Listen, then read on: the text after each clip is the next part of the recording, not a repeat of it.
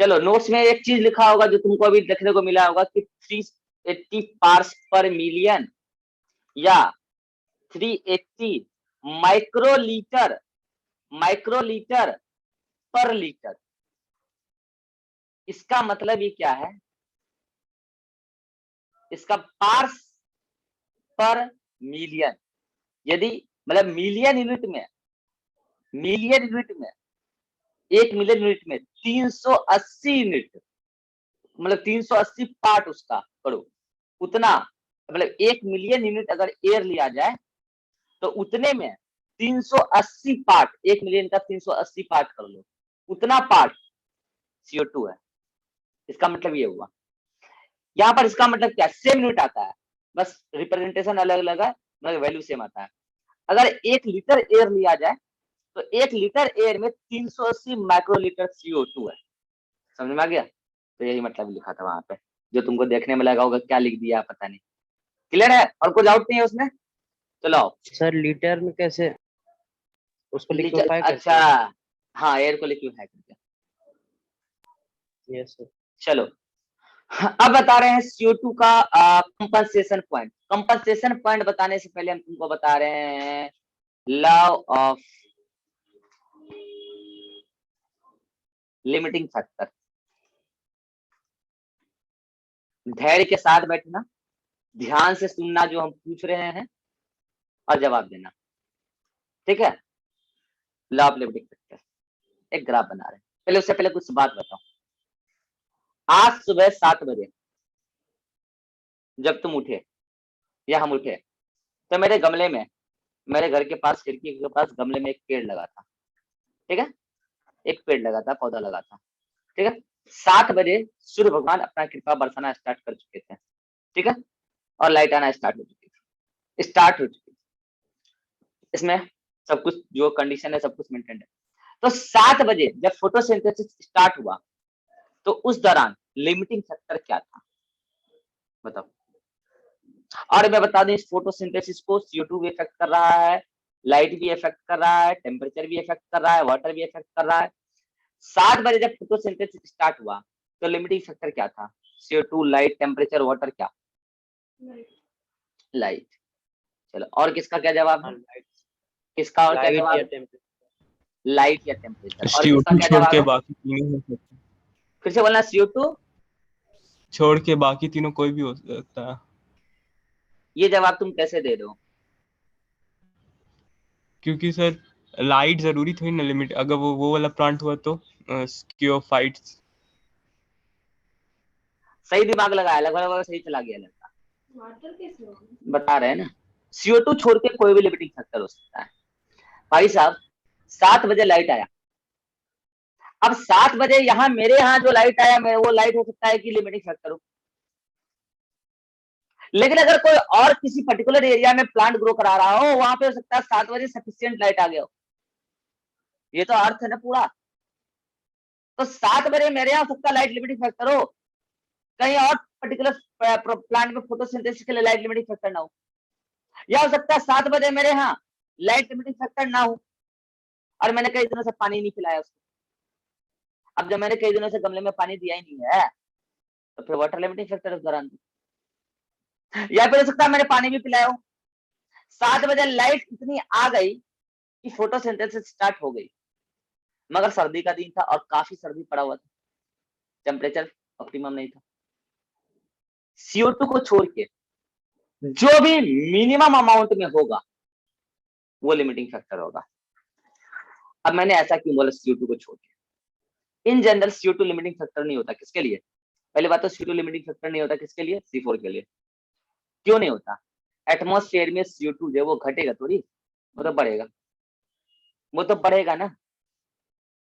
अब जो एटमॉस्फेयर में अभी CO2 है वो C3 के लिए लिमिटिंग फैक्टर बन सकता है, लेकिन जो CO2 है वो तो एनवायरमेंट में जो वो तो कांस्टेंट है, वो तो साल साल में बदलता है ना।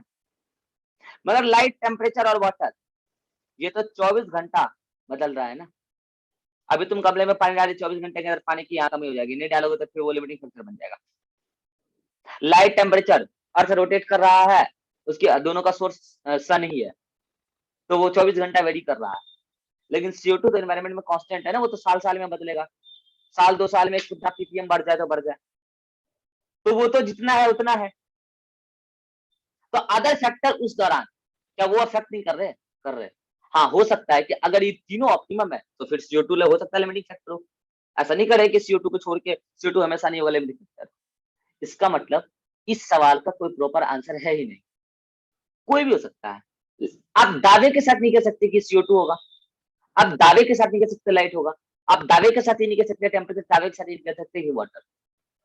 हाँ, दावे के साथ ये कह सकते हो कि वो लिमिटिंग फैक्टर होगा जो मिनिमम अमाउंट प्रेजेंट होगा, ये तो दावे के साथ कह सकते हो।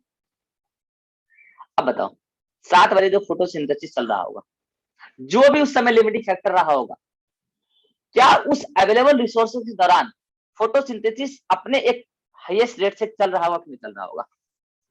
चल तो रहा होगा ना, यही तो समझना है, यही तो लिमिटिंग फैक्टर है, बीच में नहीं बोलना है, बीच में नहीं बोलना है, यही तो लिमिटिंग फैक्टर है जो तुमको आज तक कोई नहीं पढ़ाया है, बीच में बोलोगे समझ में नहीं आएगा।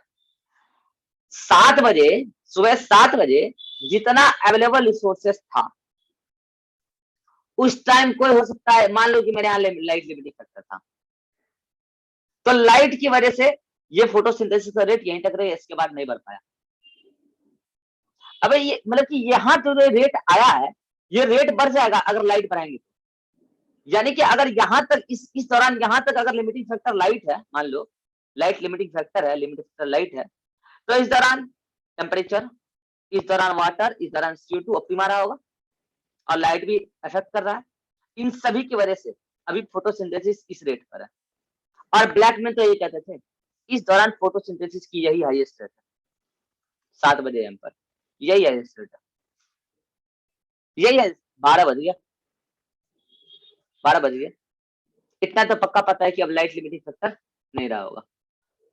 अगर लाइट लिमिटिंग फैक्टर था 7 बजे तो 12 बजे तक ये ग्राफ यहाँ आया होगा, और अब लाइट लिमिटिंग फैक्टर नहीं रहा होगा। अब लिमिटिंग फैक्टर कोई और बन गया होगा, हो सकता है CO2 बन गया हो, अगर C3 प्लांट है तो मोस्ट कॉमनली वही बन गया हो सकता है वाटर जो मिनिमम अमाउंट में होगा, लाइट मिनिमम अमाउंट में नहीं होगा। 12 बज रहा है, लाइट मिनिमम, हम जिस जगह का बात कर रहे हैं लाइट मिनिमम अमाउंट में नहीं होगा, लाइट लिमिटिंग फैक्टर नहीं होगा। इसका मतलब 12 बजे फोटोसिंथेसिस फिर अपने एक नए हाईएस्ट रेट पर है, और यही तो ब्लैकमैन कह रहे थे, फोटोसिंथेसिस की हाईएस्ट रेट मतलब किसी भी वाइटल प्रोसेस की हाईएस्ट रेट, हर स्टेप पे वो हाईएस्ट अपने आप अवेलेबल रिसोर्सेज के अकॉर्डिंग, वो हाईएस्ट रेट अफेक्ट हो जाएगा किसके किसके वजह से? जो लिमिटिंग फैक्टर है उसकी वजह से। देखो 7 बजे लिमिटिंग फैक्टर लाइट था, आपने लाइट बढ़ाया, रेट बढ़ गया ना, तो हाईएस्ट वैल्यू जो था फोटोसिंथेसिस का रेट वो इफेक्ट हो गया ना। फिर 12 बजे गए तो उस दौरान मान लो कि वाटर था लिमिटिंग फैक्टर, आपने पानी पिला दिया, फिर रेट बढ़ गई, फिर वो जो हाईएस्ट रेट था अफेक्टेड हो गया ना, क्योंकि उस टाइम लिमिटिंग फैक्टर वाटर था, इस दौरान वाटर नहीं था लिमिटिंग फैक्टर, मैंने बोला इस दौरान लाइट सबसे कम था, तो इस दौरान लाइट दी है तो अपने वो हाईएस्ट रेट जो था वो इफेक्ट हो गया, यहाँ आ गया। अब इस रेट को फिर इफेक्ट कर सकता है इस दौरान जो लिमिटिंग फैक्टर है, हमने 12 बजे लिमिटिंग फैक्टर वाटर बन गया था, वाटर दिया बढ़ गया, हो सकता है फिर टेम्परेचर लिमिटिंग फैक्टर हो। इसका मतलब लिमिटिंग फैक्टर यही तो कह रहा है कोई भी वाइटल प्रोसेस जिस भी पर्टिकुलर रेट से चल रही है अवेलेबल रिसोर्सेस में, वो अपने हाईएस्ट रेट से चल रही है, और उस दौरान कोई एक लिमिटिंग फैक्टर होगा जो उस रेट को हाईएस्ट मतलब उस रेट से ऊपर नहीं जाने दे रहा होगा।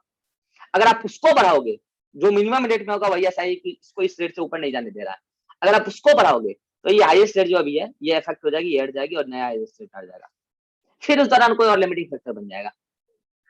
ये है लॉ ऑफ ब्लैकमैन, ये है लॉ ऑफ लिमिटिंग फैक्टर। बोलो अब समझ में आया?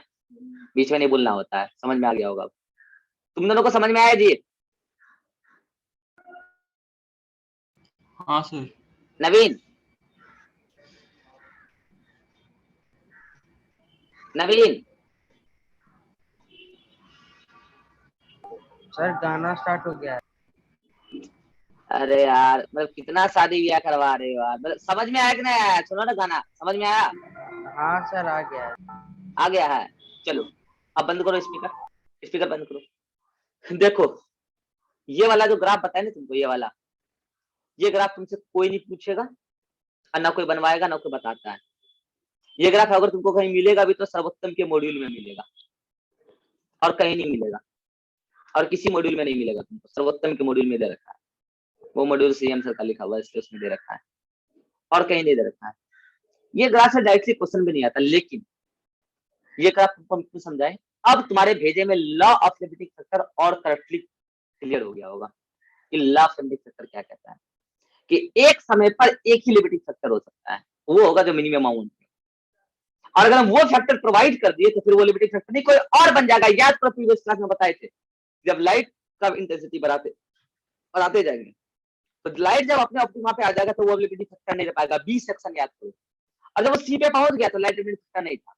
हमने बोला मोस्ट कॉमनली CO2 हो सकता हो, क्योंकि इस दुनिया में ज्यादातर क्रॉप C3 प्लांट है। तो ऑन एन एवरेज अगर देखें तो C3 प्लांट के लिए CO2 तो लिमिटिंग फैक्टर बन ही सकता है अगर लाइट ऑप्टिमा में आ गया। वाटर आप पिला ही दो, टेम्परेचर आप पिला ही दो। तो एक बात बताओ, अगर ऐसा है कि एक्चुअल में ग्राफ ऐसा होता है तो ये लोग सब ये जो ग्राफ पढ़ा रहे हैं अभी जो आपको मैंने बताया था इस टाइप का, ये CO2 C3 के लिए, ये CO2 C4 के लिए, तो फिर तो गलत पढ़ा रहे हैं, फिर तो गलत पढ़ा रहे हैं। नहीं, गलत नहीं पढ़ा रहे हैं। देखो होता क्या, ये लॉ ऑफ कार्डिनल पॉइंट के अकॉर्डिंग आपने ग्राफ पढ़ा था। और लॉ ऑफ कार्डिनल पॉइंट के अकॉर्डिंग क्या है, एक फैक्टर किसी पर्टिकुलर फैक्टर को क्या कर रहा है, अफेक्ट कर रहा है, तो उसकी कौन कौन सी वैल्यू रहेगी। अगर आप लॉ ऑफ लिमिटिंग फैक्टर के अकॉर्डिंग ये ग्राफ पढ़ा रहे हैं तो अंडरस्टूड है कि आप थियोरिटिकली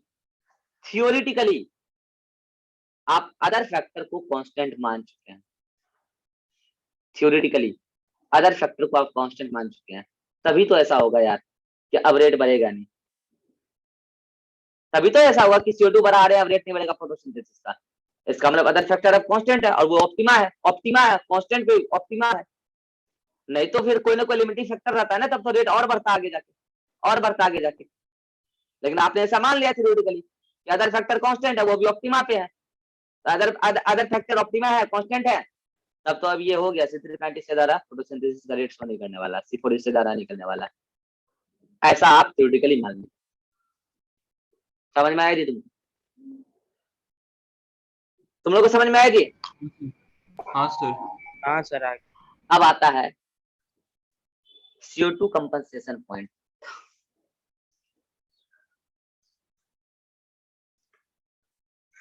बताओ यार, कंपनसेशन पॉइंट कहाँ आता है, किस वैल्यू पे? CO2 का किसी भी फैक्टर का। नहीं फोटोसिंथेसिस मिनिमा और मैक्सिमम। CO2 का मिनिमा बताओ C3 के लिए। ठीक है 10 हाँ C3 के लिए 0 से 10 के पहले सर। पागल हो क्या?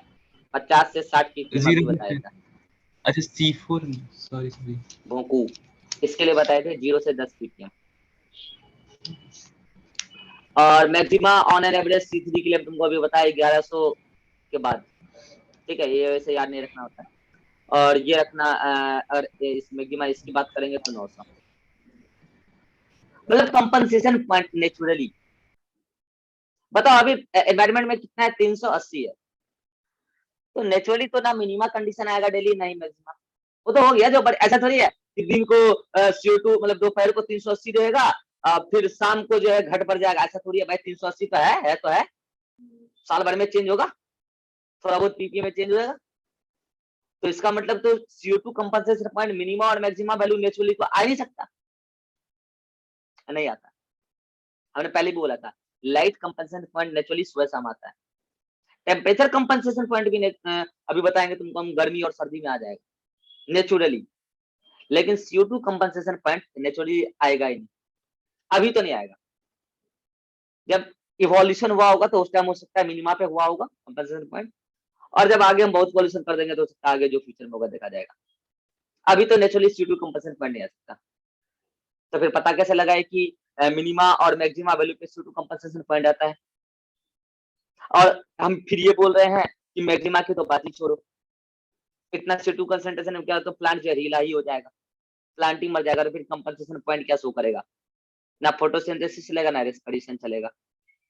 तो फिर हम कह रहे हैं कि 50 से 60 ppm पे C3 प्लांट कंपनसेशन पॉइंट दिखा देता है CO2 का, और C4 प्लांट 0 से 10 ppm पे कंपनसेशन पॉइंट दिखा देता है CO2 का।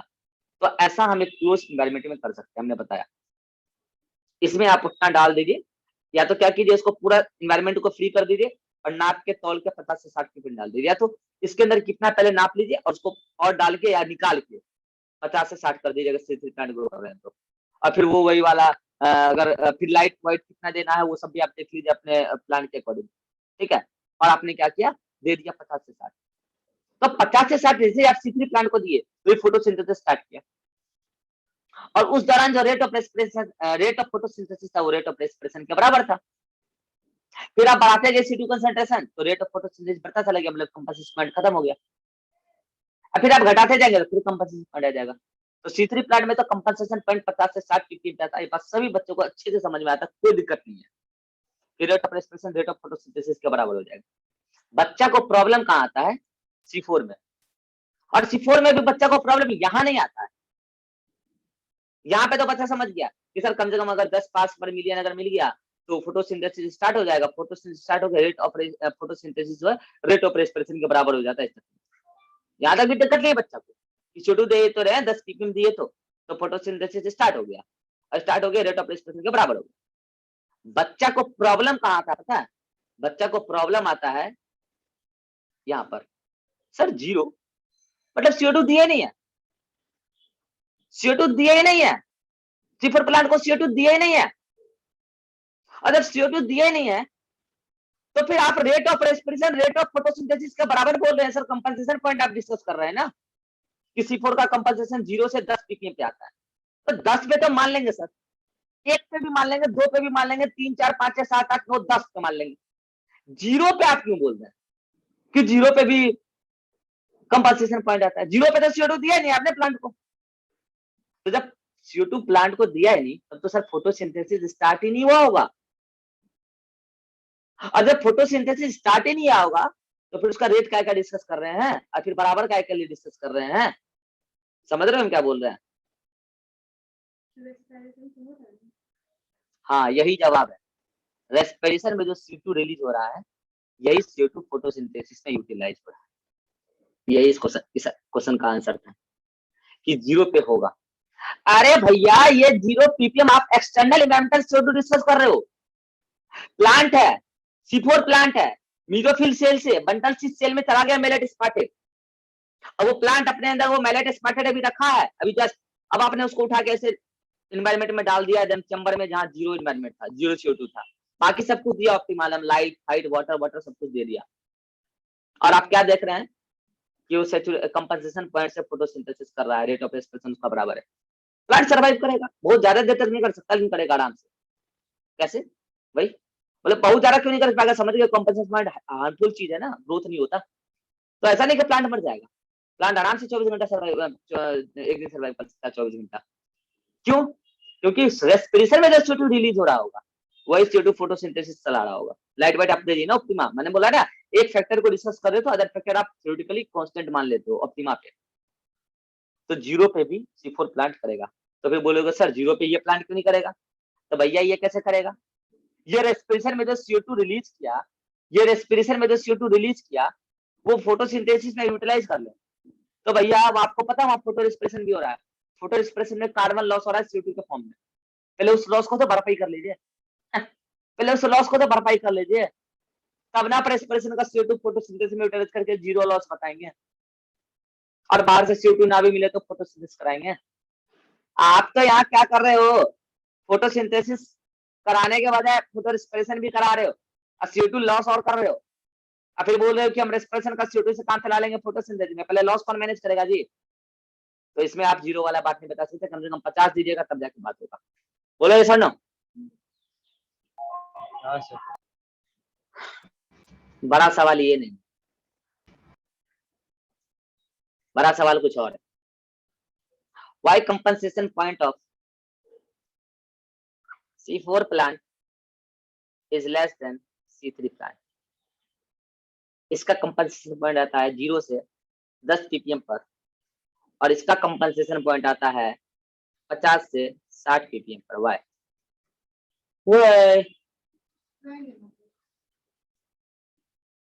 देखते हैं, और बोलो इरहान, इरहान नवीन,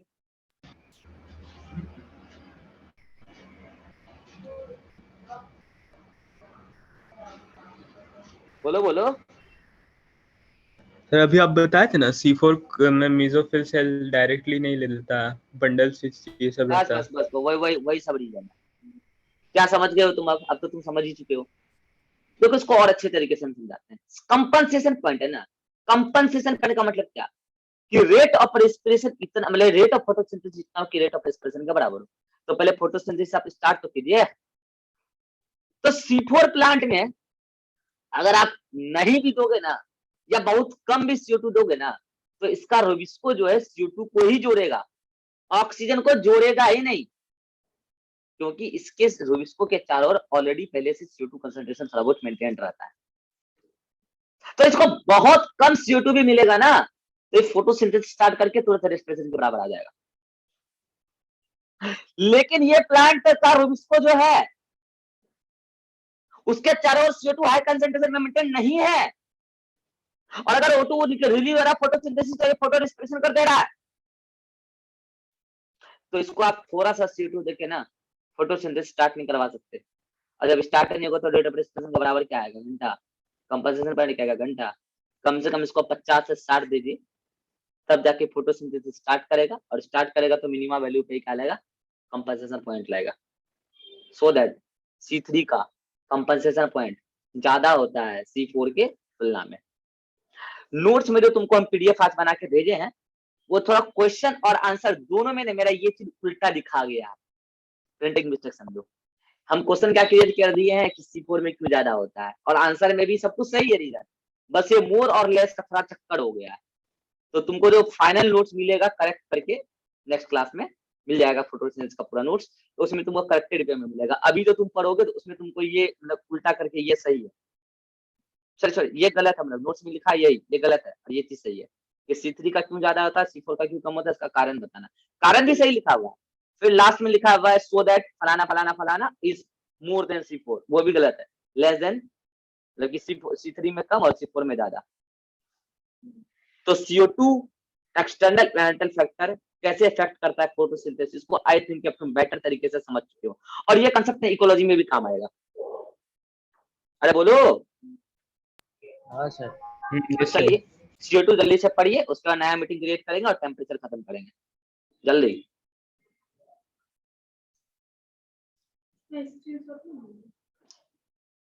एक मिनट, स्क्रीनशॉट क्या लोगे इसमें? क्या लोगे? सब तो घिस पिस दिए हैं। क्या लोगे स्क्रीनशॉट? नोट से पढ़ो ना।